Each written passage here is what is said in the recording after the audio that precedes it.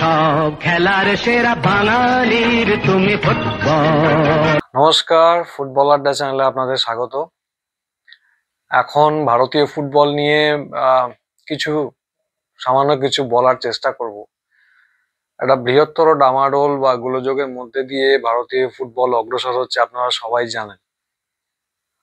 এবং এটা একদিনে হয়নি, এটা একটা অনেক দিনের অনিয়মের ফল হিসাবে আমরা দেখতে পারি। আমরা যারা ফুটবল প্রেমী, আমরা এটাকে অনেক দিনের অনিয়ম এবং অব্যবস্থার ফল হিসাবে দেখতে পারি। আজকে এই যে অবস্থা হয়েছে সেটা, আজ থেকে 10 বছর আগে কোনো এক শিল্পপতি এক শিল্পগোষ্ঠীর হাতে ফুটবলের সবকিছু সত্ত্ব তুলে দিয়েছিল।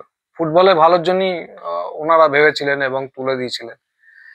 এবং শুরুতে যখন এই টুর্নামেন্টটা চালু হলো, সে সময় বলা হয়েছিল যে বিনোদনমূলক ব্যাপার, এটা নিয়ে অত চিন্তার কিছু কারণ নেই।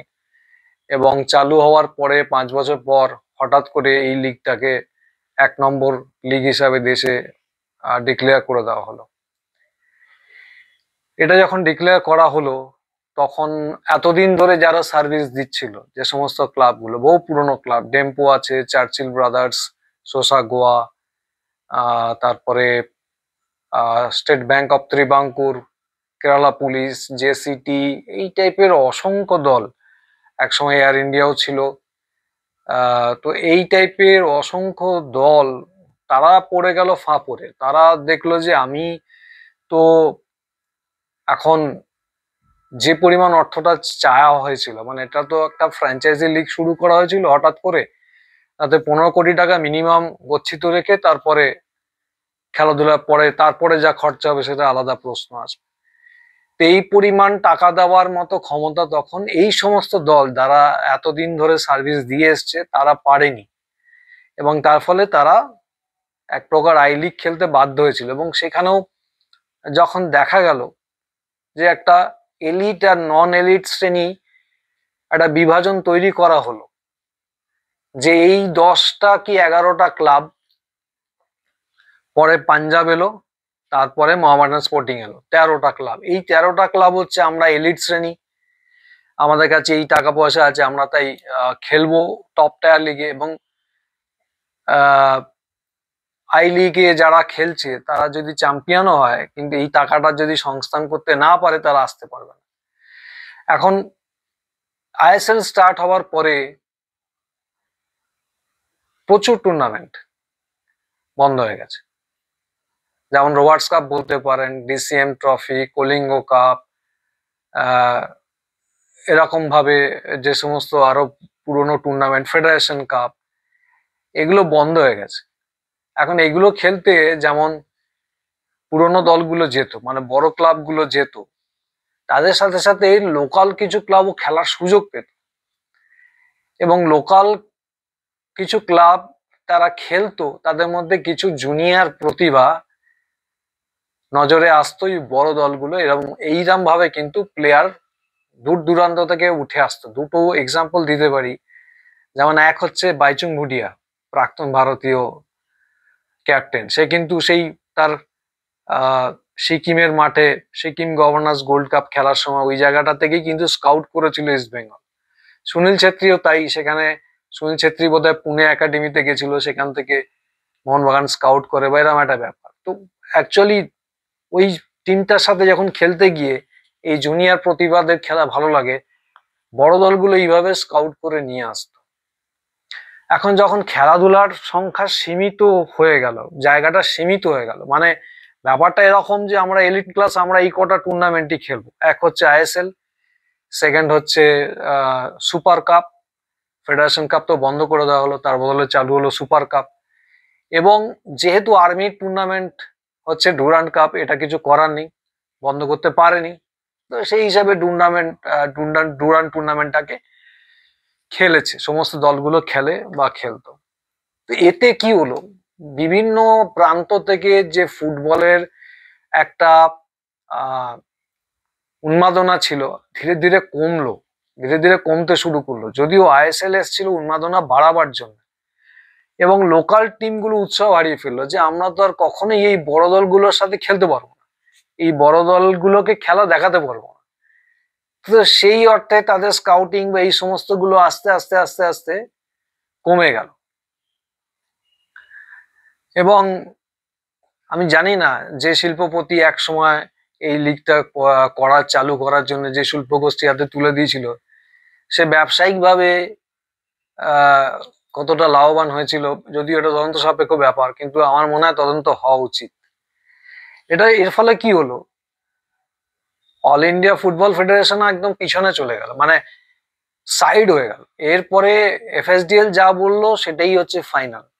যখন এএফসি থেকে বা ফিফা থেকে কোন রকম রেকমেন্ডেশন আসছিল যে আপনাদের লিগে বিদেশি সংখ্যা কম করুন, তাতে ভারতীয় ফুটবলে ভালো হবে, বা রেলিগেশন প্রমোশন এগুলো চালু করুন, অল ইন্ডিয়া ফুটবল ফেডারেশন শুধুমাত্র এসে বলতো, তাদের কোনো ক্ষমতাই ছিল না, তাদের কিছু করতেই পারতো না।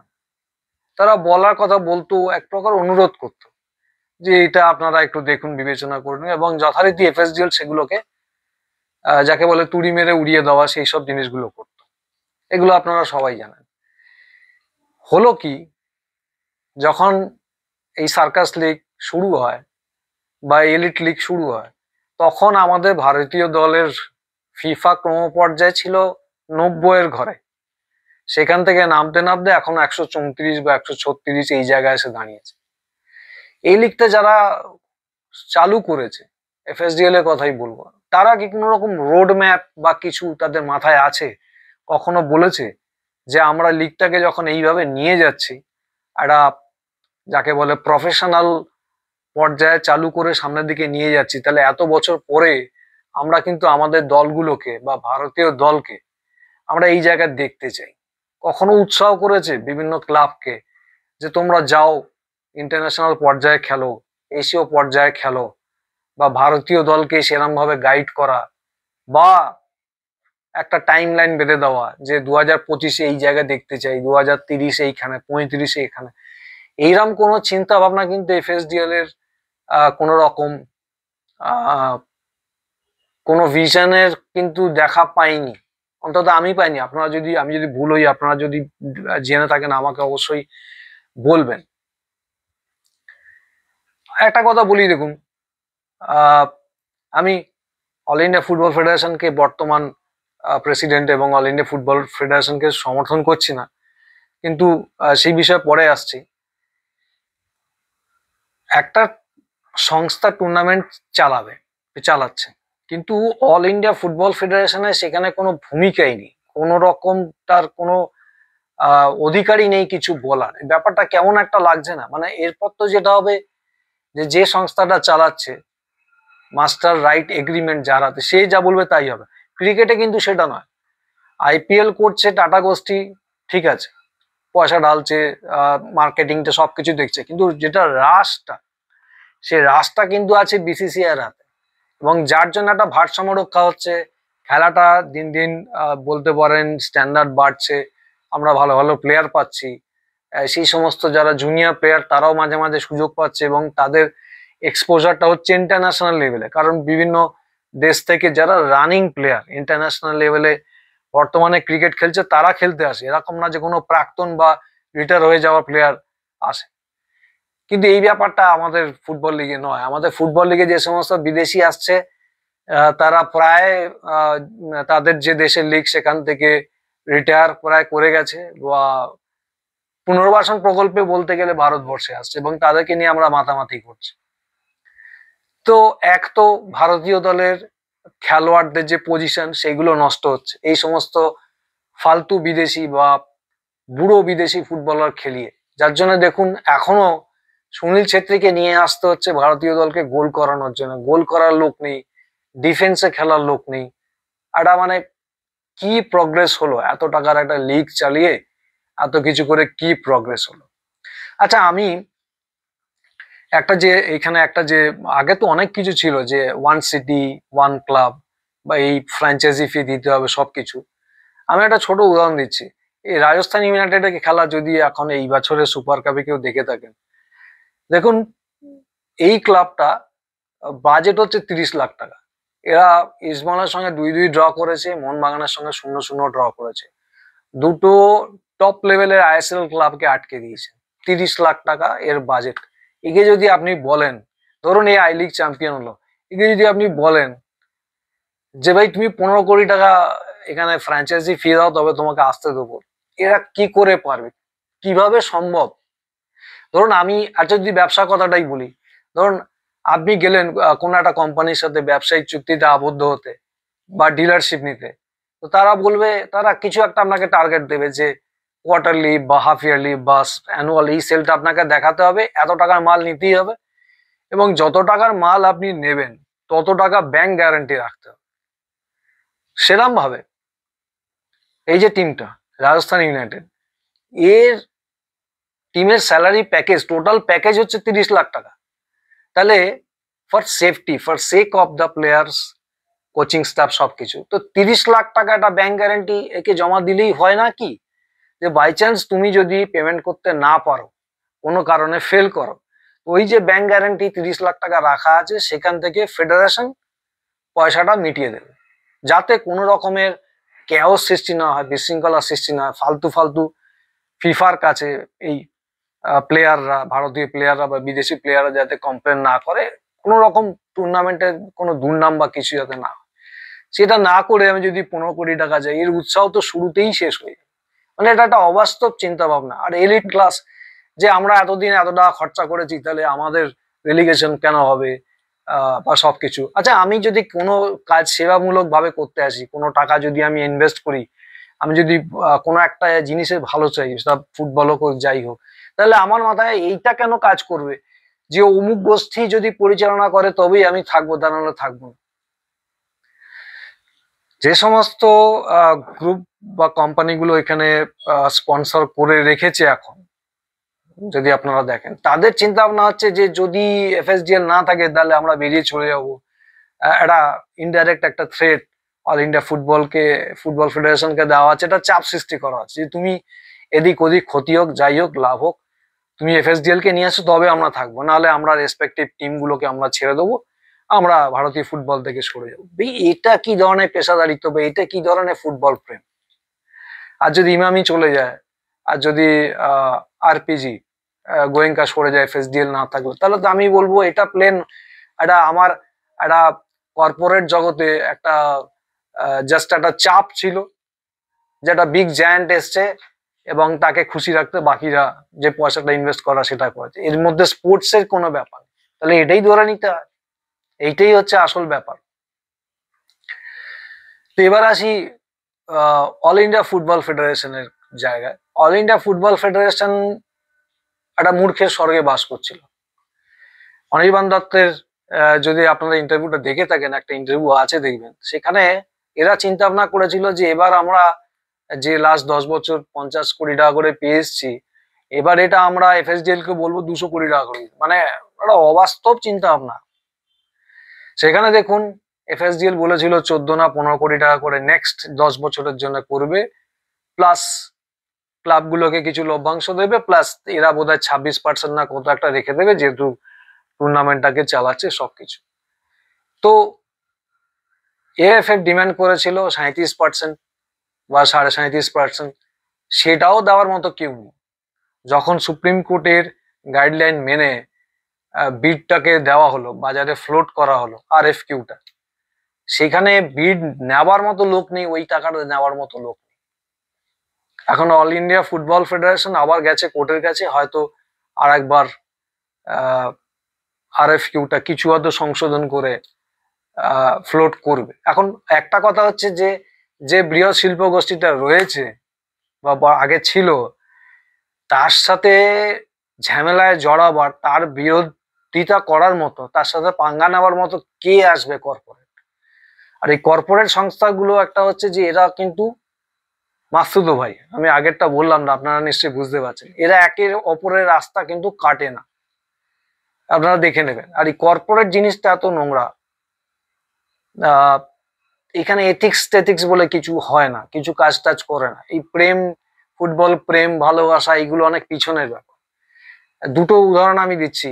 আমরা যখন ছোট ছিলাম, শিক্ষা স্বাস্থ্য কিন্তু কর্পোরেট ছিল না, আমরা আস্তে আস্তে বড় হলাম, এই দুটো জায়গায় কর্পোরেট ঢুকলো।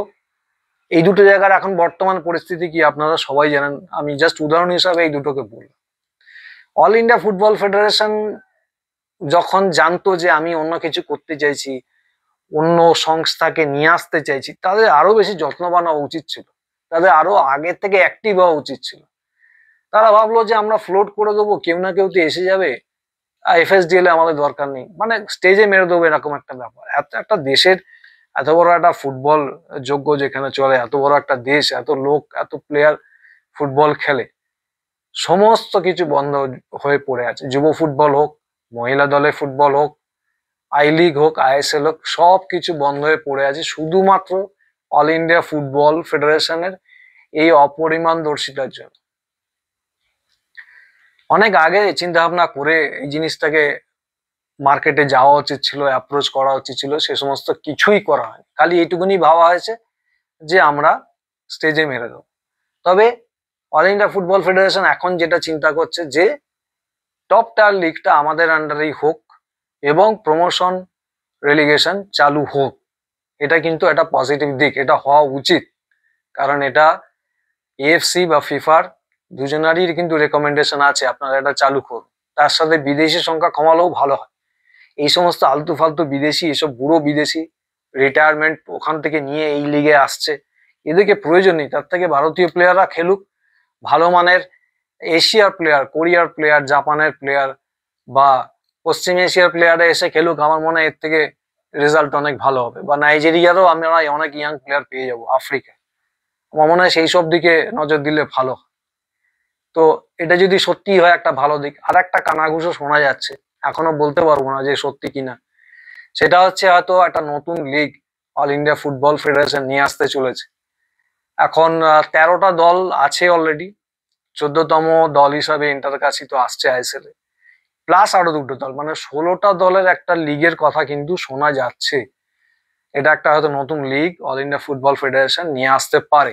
এখনো অবধি যা খবর আছে, তারা হয়তো যে মিডিয়া পার্টনার বা চ্যানেল পার্টনার যাই বলুন, মানে যারা পুরো ব্যাপারটা খেলাধুলাটাকে দেখাবে, একটা লং টার্ম কিন্তু ভালো একটা কোট তারা পেয়েছে, একটা ভালো সংস্থার থেকে পেয়েছে। এগুলো সব এখনো ডিসক্লোজ করছে না স্বাভাবিকভাবেই। আগে মানে একদম পুরো শিওর না হয়তো এগুলোকে ডিসক্লোজ করা যায় না, কিন্তু এরকম একটা কিন্তু আনতে চলেছে। এটা বেশ উৎসাহজনক একটা ব্যাপার হতে চলেছে। যাই না, অল ইন্ডিয়া ফুটবল ফেডারেশন বলেছে যে 150 দিনে 180টা ম্যাচ করাবে। কি করে করাবে কি ব্যাপার জানি না। এখন পুরোনো ফরম্যাটেই হবে না, যেরকম 16টা দল নিয়ে করবে, 16টা দল নিয়ে করলে ভালো। এবং সেই ক্ষেত্রে যেন একটা রিকোয়েস্ট, যে 16টা দলের বাকি দুটো দলকে যেন 15 কোটি টাকা করে না চাওয়া হয়।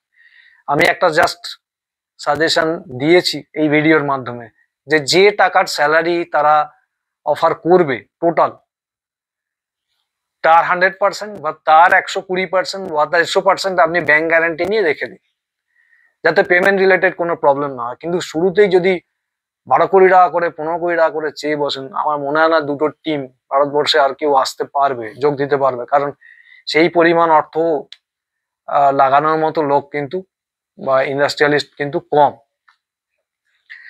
আর একটা জিনিস বলবো, সেটা হচ্ছে যে ইদানিং কিছুদিন আগে 12টা ক্লাবের অধিনায়ক একটা পিটিশন ফাইল করেছে সুপ্রিম কোর্টের, সেটা যে ফুটবলের ভবিষ্যৎ নিয়ে এবং ফুটবলারদের ভবিষ্যৎ নিয়ে। কারণ এটা তো তাদের রুজি রুটি, যদি ফুটবল না হয়, প্র্যাকটিস বন্ধ হয়ে গেছে অনেক দলের, এরপরে হতে পারে স্যালারিও যদি বন্ধ হয়ে যায়, সেইটা একটা কনসার্ন জানিয়ে একটা করা হয়েছে।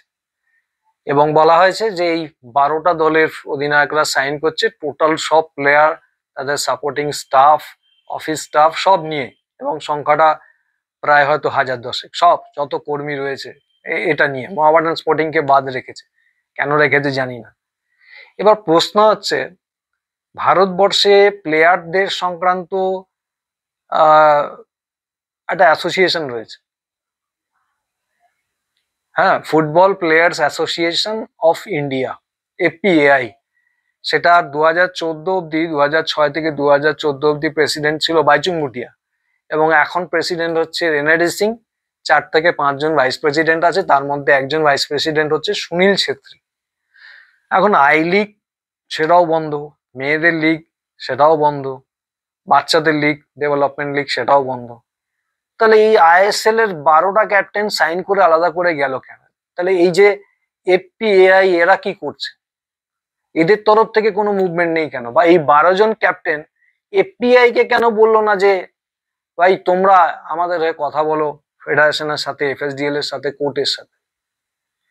কারণটা কি এটাই, যেভাবে এফএসডিএল এএফএফ কে একসময় ঘেঁচতে দেয়নি, টপ টায়ারের লিগের দিকটায় আসতেই দেয়নি, সবকিছুতে ব্রাত্য রেখেছিল, সরিয়ে রেখেছিল, একটা সময় এই এফপিআই এএফ এর সাথে কাজ করতো।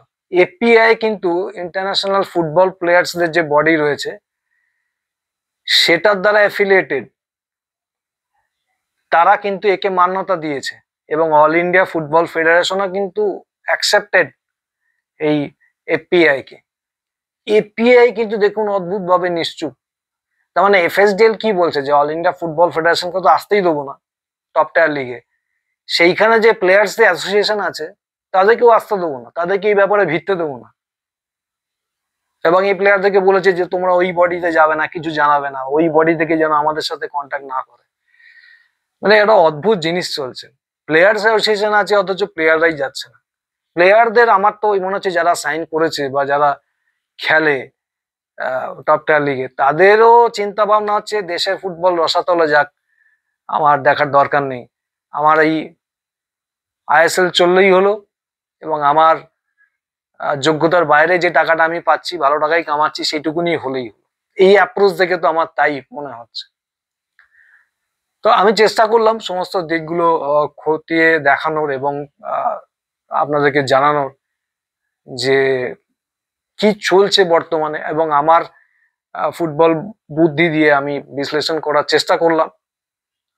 আপনারা অবশ্যই কমেন্ট করবেন, যে কটা পয়েন্ট আমি তুলে ধরার চেষ্টা করেছি। যদি আমি কিছু মিস করে যাই আমাকে বলবেন, যদি আমি কিছু ভুল বলে থাকি অবশ্যই আমাকে জানাবেন, আমি সেটা সংশোধন করে নেব। তবে বর্তমান পরিস্থিতিটা এখন এরকমই চলছে এবং দেখা যাক ভবিষ্যতে কি হয়। আমরা আশা করছি খুব তাড়াতাড়ি একটা সঠিক পদক্ষেপ সব পক্ষ মিলে বসে নেবে এবং ভারতবর্ষে ফুটবল উঠে দাঁড়াবে এবং সঠিক পথে চালিত হবে। তবে আমার যেটা মনে হচ্ছে যে যতটা নাবার ছিল, যতটা গোলযোগ হওয়ার ছিল, যতটা ডামাডোল হওয়ার ছিল সেটা অলরেডি হয়ে গেছে। এখান থেকে কিন্তু ভারতীয় ফুটবল বাউন্স ব্যাক করবে এবং আস্তে আস্তে আবার ওপরের দিকে উঠবে। তো আশা করি সঠিক সিদ্ধান্ত নেবে। আপনারা অবশ্যই কমেন্ট করুন এবং আপনাদের মূল্যবান মতামত জানান। আপনাদের যদি ভিডিওটা ভালো লাগে তাহলে আপনাদের বন্ধুদের ফুটবল প্রেমীদের ভিডিওটাকে শেয়ার করবেন। ভিডিওটা দেখার জন্য অনেক অনেক ধন্যবাদ। সম্ভব হলে আমার চ্যানেলটাকে সাবস্ক্রাইব করবেন। নমস্কার, থ্যাংক ইউ।